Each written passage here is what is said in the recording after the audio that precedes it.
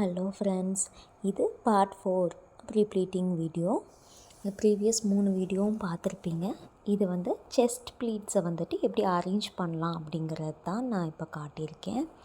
நான் பண்ணுற மாதிரி சாரியை பல்லுவோட மெஷர்மெண்ட் எடுத்ததுக்கப்புறம் நீங்கள் பின் பண்ணியிருப்பீங்க. அந்த பின்னில் ஒரு கிளிப் போட்டு இந்த மாதிரி செக்யூர் பண்ணிக்கோங்க.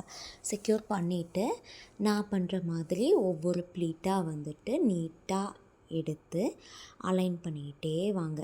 நான் பண்ணுறேன் பார்த்தீங்களா, இந்த மாதிரி கரெக்டாக அலைன் பண்ணிகிட்டே வரணுங்க. அலைன் பண்ணிகிட்டே வந்ததுக்கப்புறமேட்டுக்கு உங்களோட செஸ்ட்டு மெஷர்மெண்ட் எவ்வளவோ அந்த மெஷர்மெண்ட்டுக்கு தகுந்த மாதிரி நீங்கள் ஸ்ப்ரெட் பண்ணிக்கோங்க.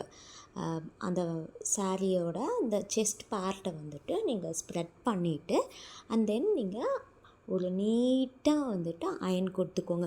எங்கேயாவது ப்ளீட்ஸ் நகர்ற மாதிரி இருந்தால் என்ன மாதிரி எங்கே ப்ளீட்ஸ் நகருதோ அங்கே ஒரு பின் வச்சு செக்யூர் பண்ணிக்கோங்க.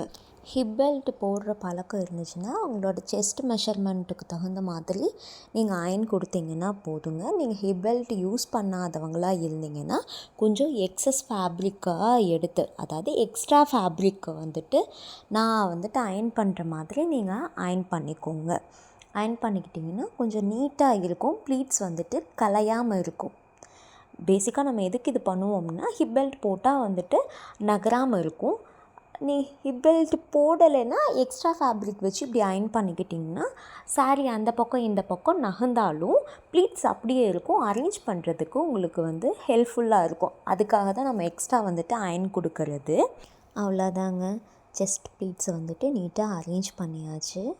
இந்த வீடியோ பிடிச்சிருக்குன்னு நினைக்கிறேங்க. பிடிச்சிருந்தா லைக் பண்ணுங்கள், ஷேர் பண்ணுங்கள், மறக்காமல் நம்மளோட சேனலை சப்ஸ்கிரைப் பண்ணுங்கள். ஆஸ் யூஷுவல் லிங்க்கை டிஸ்கிரிப்ஷனில் கொடுக்குறேன். இன்ஸ்டா ஐடியும் ஃபேஸ்புக் ஐடியும் பிடிச்சிருந்தா ஃபாலோ பண்ணிக்கோங்க. தேங்க்ஸ் ஃபார் வாட்சிங்.